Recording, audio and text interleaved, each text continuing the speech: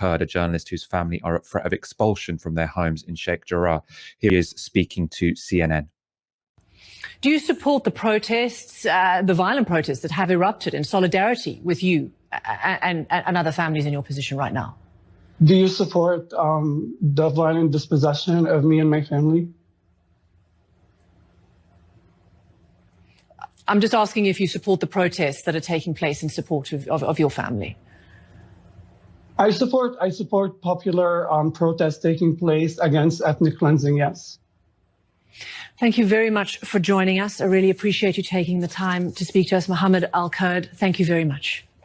Thank you.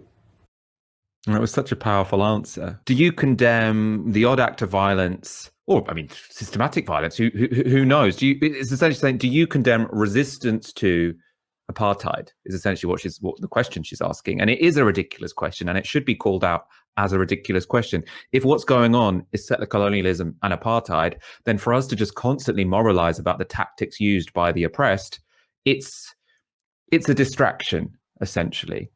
This bias that you've just seen from these hosts is also reflected in policy. I mean, absolutely reflected in policy, in fact. This was UK Foreign Secretary Dominic Raab's response on Monday night after 20 Palestinians, including 9 children, had been killed by airstrikes in Gaza. Raab tweeted, "The UK condemns the firing of rockets at Jerusalem and locations within Israel. The ongoing violence in Jerusalem and Gaza must stop. We need an immediate de-escalation on all sides and end to targeting of civilian populations." So that is just so duplicitous. The UK condemns the firing of rockets at Jerusalem and locations within Israel. That's the only thing he tweeted. You know, there'd been 20 Palestinians killed. At that point in time, there'd been no Israeli killed.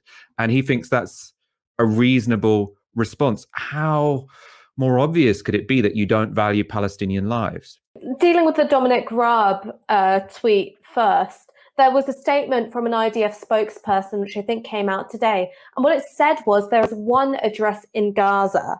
It is called Hamas.